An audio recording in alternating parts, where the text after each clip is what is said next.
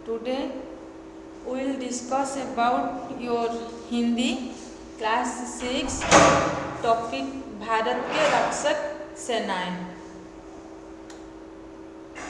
देखिए, हम भारत की रक्षक सेनाएं, जो हमारा देश है भारत, तो हमारे जो सेनाएं हैं आज हम उनके बारे में पढ़ेंगे। ये जो सेनाएं इस भारत में है ये नहीं, ये विश्व की हर एक देश का सेना होता है।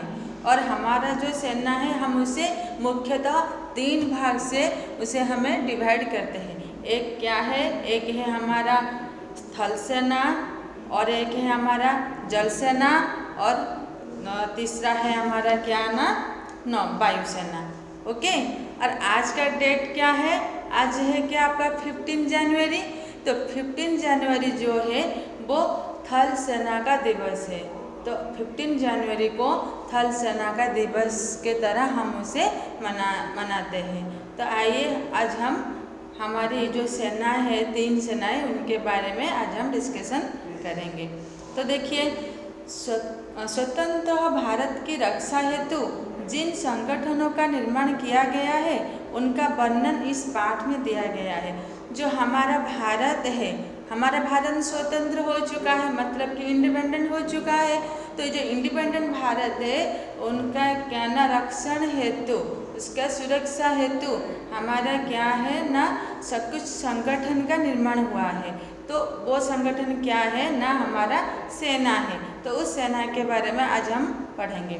देखिए, यूँ तो यह देश हम सब देशवासियों का है और प्रत्येक नागरिकों को भारत की सुरक्षा एवं रक्षा करने का उत्तरदायित्व निभाना चाहिए। ये जो देश है हमारा, इस देश हम सबका है। सिर्फ जो हमारा सेना में सैनिक है वो सिर्फ भारत का रक्षा करे और हम सब कुछ ना करें घर बैठे, ये नहीं। हमारा भी ये कर्तव्य और ड्यूटी है कि हम भी हमारा देश का रक्षा करें। लेकिन कुछ क्षेत्र ऐसी होती है जहाँ पर जिम्मेदारियों का बंटवारा हो तो काम अधिक मौझा हुआ तथा उचित होता है। इसीलिए ही भारत की आंतरिक एवं बाह्य सुरक्षा संभालन के लिए भारतीय सशस्त्र सेनाओं का निर्माण किया गया है। तो भारत की क्या है ना आंतरिक एवं बाह्य, हमारा जो भारत के आंतरिक मतलब भारत के अंदर और भारत के बाहर, इन दोनों को सुरक्षा के लिए हमारा क्या हुआ है ना सेना का निर्माण किया गया है। ऐसे नहीं कि हमें सिर्फ बाहर, भारत के बाहर ही शत्रुओं का हमें भय है इसीलिए हम सिर्फ बाहर ही सेना रखें, नहीं, भारत के अंदर में भी हमें सेना का आवश्यकता है। तो भारतीय सशस्त्र सेनाओं की जिम्मेदारी भारत के प्रत्येक भाग की रक्षा करना है। तो भारत के सशस्त्र सेना की, जो भारत की सेना है, उनकी जिम्मेदारी क्या है ना भारत के प्रत्येक भाग को रक्षा करना। तो भारत की 3 सशस्त्र सेना है। मैं तो ये आपको पहले ही बता चुकी हूँ कि भारत की 3 सशस्त्र सेना है। वो क्या है? इन तीनों ही सेनाओं का मुखिया या यूँ कहे कि सेनापति हमारा देश का राष्ट्रपति होते हैं। जो हमारा राष्ट्रपति है वो क्या है ना हमारी सेना का वो मुख्य तथा हमारा सेना का वो मुख्य या तो हम इसे क्या कह सकते हैं कि सेनापति कह सकते हैं। तो हमारा सेना का सेनापति कौन हुए? तो राष्ट्रपति है। तो जिस प्रकार अलग अलग कार्य के लिए देश में मंत्रालय है, उसी प्रकार रक्षा मंत्रालय द्वारा इन सशस्त्र सेनाओं के अनेक दायित्व निभाने के लिए जानकारियाँ दी जाती है। ये जो सशस्त्र सेना है उन्हें बहुत सारी जानकारी दी जाती है कि कैसे हमारा जो भारत को रक्षा करे। और ये उनका ये प्रकार रक्षा मंत्रालय, इसे क्या कहते हैं? उसके मंत्रालय को रक्षा मंत्रालय कहते हैं। तो भारतीय सशस्त्र सेना 3 भाग में विभक्त है। तो देखिए, जो भारतीय सशस्त्र सेना है वो क्या है? 3 भाग में विभक्त है। एक देखिए थल सेना, एक थल सेना, एक जल या नौसेना, और दूसरा है जो लास्ट है वो है वायुसेना। यानी कि थल सेना को इंडियन आर्मी, जल या नौसेना को इंडियन नेवी और थल सेना को इंडियन एयरफोर्स कहते हैं। ओके। तो भारत के राष्ट्रपति इन तीनों ही सेनाओं का कमांडर है। तो इन तीनों सेनाओं का कमांडर कौन है ना, हमारे भारत के राष्ट्रपति। तो आइए भारतीय सशस्त्र सेना के विषय में जाने। जो हमारे भारतीय सशस्त्र सेना के बारे में हम यहाँ पर पढ़ेंगे। सशस्त्र सेना के बारे में यहाँ पर पढ़िए। पहले देखिए, पहले क्या है थल सेना। तो थल सेना क्या है? थल सेना मतलब इंडियन आर्मी। तो इंडियन आर्मी क्या है ना, भारतीय थल सेना की भूमि आधारित शाखा है। जो थल है, स्थल मतलब कि वो भूमि के ऊपर वो रहते हैं और हमारी सुरक्षा करते हैं। थल सेना में सर्वोच्च पद पर राष्ट्रपति के बाद सेनाध्यक्ष होते हैं। जो थल सेना में सर्वोच्च स्थान पर कौन रहते हैं? पहले तो राष्ट्रपति रहते हैं और राष्ट्रपति के बाद कौन रहते हैं ना, सेनाध्यक्ष। सेना के जो अध्यक्ष मतलब सेनाध्यक्ष वो है। तो भारतीय थल सेना का उद्भव ईस्ट इंडिया कंपनी से हुआ था। तो भारतीय थल सेना का उद्भव मतलब वो भारतीय थल सेना का आरंभ किसने किया था ना, ईस्ट इंडिया कंपनी। मतलब जब हम पराधीन थे, अंग्रेज हमें शासन कर रहे थे, वहीं से ईस्ट इंडिया कंपनी से ही शुरू हुआ था। तो भारतीय सेना का प्रमुख उद्देश्य देश की सुरक्षा और राष्ट्रवाद की एकता को सुचारित करना है। तो इसका मुख्य उद्देश्य क्या है ना, देश को सुरक्षा देना और राष्ट्रवाद को एकता को सुनिश्चित करना। हमारी जो एकता है उसे सुनिश्चित करना और हमें सुरक्षा देना। तो वास्तव में ये सुरक्षा न केवल देश की बाहरी शत्रुओं से करनी होती है, बल्कि आंतरिक सुरक्षा, विभिन्न राज्यों की सुरक्षा तथा सीमा पर शांति बनाए रखने की अनिवार्य है। तो ये जो सुरक्षा ये केवल बाहरी शत्रु से नहीं, हमें वो जो थल सेना है वो केवल बाहरी शत्रु से हमें सुरक्षा नहीं देती है, और भी क्या क्या कहते हैं, भारत के अंदर जो भी डिस्ट्रीब्यूट होता है, भारत के अंदर में जो भी डिस्टर्बेंस होता है, मतलब कि क्या है ना, सीमा जो राज्य में सीमा विवाद होता है, वहाँ पर भी वो शांति प्रतिष्ठा करते हैं। और आंतरिक सुरक्षा, बल्कि आंतरिक मतलब अंदर का, जो इंटरनल है आंतरिक सुरक्षा करती है। तो विभिन्न राज्यों की सुरक्षा करते हैं, उनकी सीमा राज्यों को सुरक्षा देते हैं। सीमा विवाद को भी वो वहाँ पर शांति बनाए रखने के लिए कार्य करते हैं। यदि देश पर कभी भी कोई बाहरी खतरा या प्राकृतिक आपदा आ जाती है तो उन परिस्थितियों में सेना की राजगद्दा और बढ़ जाती है। जब भी देश पर कोई बाहरी शत्रु आक्रमण करता है या फिर कोई भी प्राकृतिक परिस्थितियाँ आ जाता है, प्राकृतिक आपदा आ जाता है, तभी भी प्राकृतिक आपदा मतलब फ्लड हो या ड्राउट कंडीशन हो, तो उस स्थिति में भी सेनाएं हमें सहायता करते हैं। तो तब सेना को मानवीय बचाव अभियान भी चलानी पड़ती है। तब वो क्या करते हैं, मानवीय बचाव अभियान चलाती है।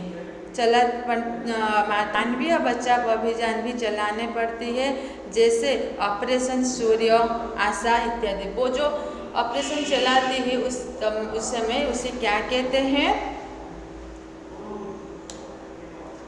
वो जो ऑपरेशन तब चलाते हैं उसे क्या कहते हैं ना, ऑपरेशन सूर्य, आशा उसे कहते हैं। जब कभी देश के भीतर कोई समस्या नियंत्रण से बाहर हो जाती है तो सरकार सेना से मदद मांगने का अनुरोध करते हैं। तो जब देश के भीतर कोई गंभीर समस्या हो जाती है जिससे सरकार नियंत्रण नहीं कर सकते हैं, तब वो सेना को अनुरोध करते हैं, सेना की सहायता लेते हैं। ये आवश्यक नहीं कि सेना का कार्य केवल युद्ध के समय ही होता है, बल्कि शांति के समय भी अभियान चलाकर देश की रक्षा करती है। जैसे ऑपरेशन ब्रास्टेक्स, ऑपरेशन विजय, ऑपरेशन मेघदूत इत्यादि। तो वो केवल युद्ध के समय सेना का कार्य होता है ये नहीं, वो शांति के समय भी अभियान सेना हमारे चलाता है। और जो वो ऑपरेशन चलाता है उनका नाम क्या होता है ना, ऑपरेशन ब्रास्टेक्स, ऑपरेशन विजय, ऑपरेशन मेघदूत इत्यादि। तो संयुक्त राष्ट्र के शांति मिशनों में भी हमारी सेना का सक्रिय प्रतिभागी का कार्य निभाती है। भारतीय सेना में एक सैन्य प्रणाली है जो कि कार्य के अनुसार 7 कमान में विभाजित है। जो क्या है यहाँ पर देखिए ना, संयुक्त राष्ट्र के शांति मिशन में भी हमारी सेना ने सक्रिय प्रतिभागी का कार्य निभाए। तो हमारे देश की शांति के लिए भी, देश में शांति बनाने के लिए भी सेना प्रतिभागी मतलब वो पार्टिसिपेट करती है। तो भारतीय सेना में एक सैन्य प्रणाली है जो कि कार्य के अनुसार 7 कमान में विभाजित है। तो कितने कमान में विभाजित है भारत की जो सेनाएं हैं, स्थल सेना है ना, 7 सेना, एक सेना प्रणाली है जो कि 7 कमान में विभाजित है। कितने कमान में विभाजित हुए हैं? 7 कमान में। यह एक स्वयं सेवा बल है जिससे देश की रक्षा कर्मियों का भाग 80% से भी अधिक है। तो यहाँ पर जो देश की सुरक्षा करते हैं उनमें कर्मियों का कितना भाग होता है ना, 80% से भी अधिक होता है। तो ये दुनिया की दूसरी बड़ी सेना मानी जाती है। तो जनरल ये दुनिया का हमारे जो भारत की स्थल सेना है वो नंबर 2 पर है ना, नंबर 2 पर है, दूसरी बड़ी सेना मानी जाती है। तो जनरल बिपिन रावत थल सेना के सेनाध्यक्ष है। तो कौन है हमारा स्थल सेना के सेनाध्यक्ष? जनरल बिपिन रावत हमारे थल सेना के सेनाध्यक्ष हैं। तो ये हुआ आपका थल सेना। अब हम पढ़ेंगे जल सेना के बारे में। जल यानी कि नौसेना, जल या नौसेना देखिए, तो भारतीय नौसेना विश्व की 5वीं बड़ी नौसेना है। तो हमारा जो भारत की नौसेना है वो क्या है ना, वो विश्व की 5वीं मतलब 5 पोजीशन में है। और पहला पोजीशन में कौन है? पहला पोजीशन में हमारा जो नौसेना है वो है कौन ना, USA मतलब अमेरिकी सेना, वो पहले स्थान पर है। और भारत की सेना कौन से स्थान पर है ना, वो 5वें स्थान पर है। पहले स्थान पर है अमेरिका की सेना USA, दूसरे स्थान पर है कौन ना, दूसरे स्थान पर आपका है रूस का सेना। और हमारा जो 5वें स्थान पर है हमारे भारत की सेना है। तो भारतीय नौसेना विश्व की 5वीं बड़ी नौसेना है जो कि भारतीय सुरक्षा की जिम्मेदारी के साथ विश्व के अन्य प्रमुख मित्र देशों के साथ भी सैन्य अभ्यास में सम्मिलित होते हैं। तो अन्य विश्व के अन्य देश के नौसेना के साथ ये हमारा जो नौसेना है वो युद्ध अभ्यास करते हैं। तो नौसेना की स्थापना आज से 405 वर्ष पहले 1612 में हुई थी। तो कब हमारा जल या नौसेना का आरंभ हुआ था ना, आरंभ या फिर स्थापना हुआ था न, आज से 405 वर्ष पहले 1612 में हुई थी। पिछले कुछ सालों में आधुनिकीकरण के अपने प्रयास से ये विश्व की सबसे बड़ी शक्ति बनने की भारत की इच्छा को पूर्ण करने के लिए प्रयासरत है। तो 1613 में मतलब 1613 में भारतीय नौसेना ईस्ट इंडिया कंपनी की युद्धीकरण सेना के रूप में इंडियन मेरिन के रूप में संगठित की गई थी। तो ये कब संगठित किए गए थे ना, जब 1612 में संगठित किया गया था। ऐसे पहले तो 1613 में वो क्या कर रहा था, हमारा जो नौसेना है वो हमारा जो ईस्ट इंडिया कंपनी था उसके युद्धकालीन सेना में वो इंडियन मेरिन के रूप में संगठित की गई थी। ओके, कहाँ पर ना, ईस्ट इंडिया कंपनी की युद्धकरण सेना में, और इसे क्या नाम दिया गया था ना, इंडियन मेरिन। ओके, तो 1685 में इसे बम्बई मेरिन नाम दिया गया।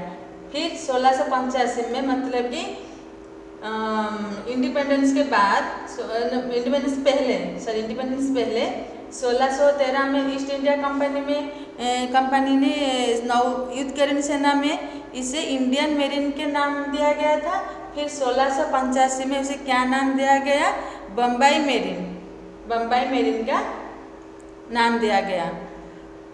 फिर 8 दिसंबर 1934 में ये भारतीय नौसेना के रूप में उजागर हुई। फिर क्या हुआ ना, 8 दिसंबर 1934 में ये क्या हुआ ना, इसे भारतीय नौसेना के रूप में उजागर हुई, मतलब इसे भारतीय नौसेना का नाम दिया गया। तो द्वितीय विश्व युद्ध के समय नौसेना के दायरे के बढ़ाया गया और सैनिकों की संख्या बढ़ाकर 30,000 हो गया।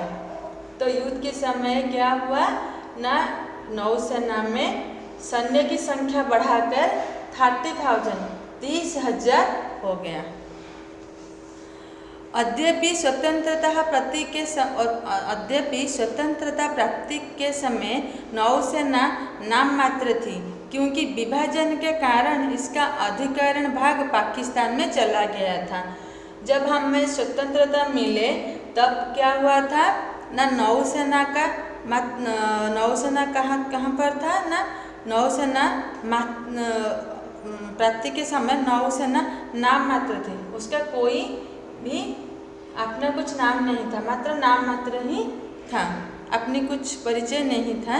क्यों ऐसा हुआ था, क्योंकि के कारण विभाजन के जो हमारा विभाजन हुआ उसका अधिकरण भाग क्या हुआ ना, पाकिस्तान में चला गया था। लेकिन भारत सरकार ने तुरंत ही सेना के विस्तार का कार्य शुरू कर दिया। तो फिर क्या हुआ ना, भारत सरकार सेना का विस्तार करने के लिए कार्य आरंभ कर दिए, और भारत सरकार ने ग्रेट ब्रिटेन से वो क्या हुआ, 7,030 टन का क्रूजर दिल्ली खरीदा। उसके बाद राजपूत, राणा, गोदावरी, गंगा, गोमती इत्यादि क्रूजर खरीदे, वो ये सब क्रूजर खरीदे। और विक्रांत नौसेना का ध्वजपोत है। तो हमारा जो नौसेना का ध्वजपोत कौन है, विक्रांत, क्या हुआ ना, विक्रांत जो है वो नौसेना का ध्वजपत्र है। अब तो छोटे नौसैनिक जहाज़ों का भी आरंभ हो चुका है। अब तक 3 सागर मुख्य प्रतिरक्षा नौकाएं, 3 जो है क्या है ना, 3 सागर मुख्य प्रतिरक्षा नौकाएं हैं। कौन कौन है वो, अजय, अक्षय और अभय, ये 3 है।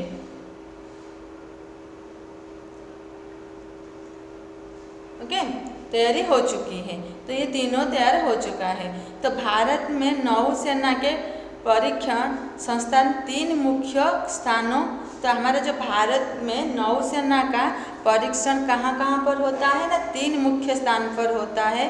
कौन वो जगह है, एक है कोचीन और एक है लोनावाला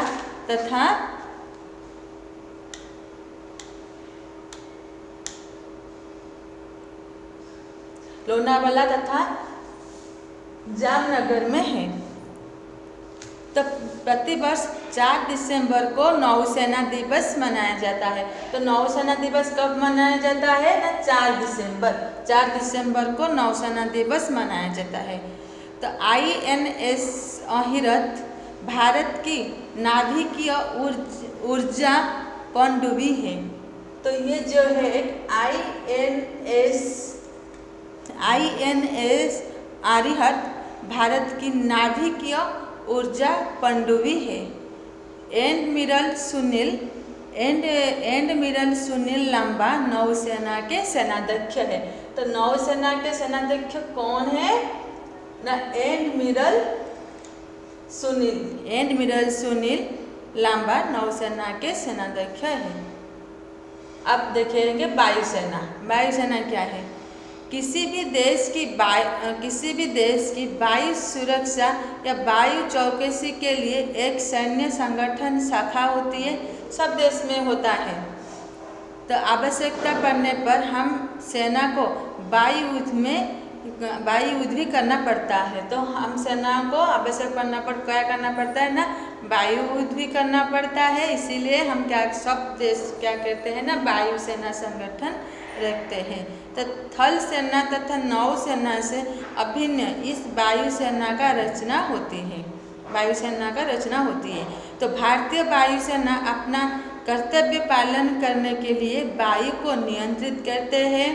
इस वायु नियंत्रण में उनके घटक सम्मिलित होती है, जैसे दुश्मन सेना के लड़ाकू विमानों को नष्ट करना, वो ये सब करते हैं। वायुसेना क्या करते हैं ना? दुश्मन सेना की लड़ाकू विमानों को नष्ट करना, शत्रु पर बमबारी करना, बम फेंकना, सेना जो कि सतही सेना है उसे सहायता प्रदान करना, ये सब वो करते हैं। ये सब वायुसेना का कार्य है। ओके, वायुसेना तो क्या क्या करते हैं ना? वायुसेना शत्रु राष्ट्र के लड़ाकू विमानों को नष्ट करते हैं, शत्रु पर बमबारी करते हैं, और सेना जो कि सतही सेना है उसे सहायता प्रदान करते हैं। तो हमारी वायुसेना के पास विभिन्न प्रकार के हथियार व विमान होती हैं। तो किसी भी वायुसेना के बेड़े में कई प्रकार के लड़ाकू, बम टोही, तेल टैंकर व सैन्य परिवहन विमान होती हैं। तो भारतीय वायुसेना की स्थापना 8 अक्टूबर 1932 को की गई थी। तो भारतीय वायुसेना का स्थापना कब हुई थी ना? 8 अक्टूबर 1932 को हुई थी। तो प्रतिवर्ष 8 अक्टूबर को वायुसेना दिवस मनाया जाता है। तो वायुसेना दिवस कब मनाया जाता है? 8 अक्टूबर को वायुसेना दिवस मनाया जाता है। 4 दिसंबर को नौसेना दिवस और 8 अक्टूबर को वायुसेना दिवस मनाया जाता है। तो भारतीय वायुसेना द्वारा उड़ाया जाने वाला पहला हेलीकॉप्टर सिकांस्की थे। तो पहला हेलीकॉप्टर कौन था जो भारतीय सेना के द्वारा उड़ाया जाया था ना? हेलीकॉप्टर सिकांस्की। तो जिसका उपयोग 1954 से 1966 के बीच किया गया था। इसका उपयोग कब हुआ था ना? 1954 से 1966 के बीच में हुआ था। मतलब कि जब विश्व युद्ध हुआ था। तो आज भारतीय वायुसेना के पास 500 से अधिक हेलीकॉप्टर और Mi-26 भारी हेलीकॉप्टर है। तो भारतीय सेना के पास 500 से अधिक हेलीकॉप्टर और Mi-26 भारी हेलीकॉप्टर है। ये हेलीकॉप्टर भारतीय वायुसेना का गर्व है। अप्रैल 1954 में एयर मार्शल सुब्रत मुखर्जी भारतीय नौसेना के एक संस्थापक सदस्य ने प्रथम भारतीय वायुसेना प्रमुख का कार्यभार संभाला था। तो प्रथम भारतीय वायुसेना का प्रमुख कौन थे ना? सुब्रत मुखर्जी ये कौन थे ना? प्रथम भारतीय वायुसेना का अध्यक्ष व प्रमुख थे। धीरे धीरे प्रगति होती चली गई। तो 20वीं शताब्दी के अंतिम दशक में भारतीय वायुसेना ने महिलाओं को शामिल करने के लिए संरचना में महत्वपूर्ण बदलाव किए गए। तो भारतीय वायुसेना में 20वीं सदी तक क्या हुआ था ना, सिर्फ पुरुष लोग ही पार्टिसिपेट कर सकते थे, लेकिन 20वीं सदी में भारतीय सरकार ने क्या करे ना, वायुसेना में महिलाओं को भी शामिल कर दिए। तो जिन्हें अल्प सेवाकालीन या शॉर्ट सर्विस कमीशन हेतु लिया गया। तो महिलाओं को शॉर्ट सर्विस कमीशन मतलब अल्प सेवाकालीन सर्विस हेतु लिया गया। तो भारतीय वायुसेना में 5 कमाने हैं। तो भारतीय वायुसेना में कितने कमाने हैं ना, 5 कमाने हैं। तो परिश्रमी कमान का पश्चिम कमान का कार्यालय दिल्ली में है। तो पश्चिमी कमान का कार्यालय कहाँ पर है, दिल्ली में है। केंद्रीय कमान इलाहाबाद में, केंद्रीय कमान कहाँ पर है, इलाहाबाद में है। और पूर्वी कमान शिलोंग में है। पूर्वी कमान कहाँ पर है, पूर्वी कमान शिलोंग में है। ओके। तो जोधपुर में दक्षिणी पश्चिमी कमान, दक्षिणी पश्चिमी कमान कहाँ पर है, जोधपुर। और तिरुवनंतपुर में दक्षिणी कमान है, तिरुवनंतपुर में दक्षिणी कमान है। तो air chief marshal Virendra Singh दानियों भारतीय वायुसेना के सेनाध्यक्ष है। तो भारतीय वायुसेना का सेनाध्यक्ष कौन है ना, air chief marshal Virendra Singh.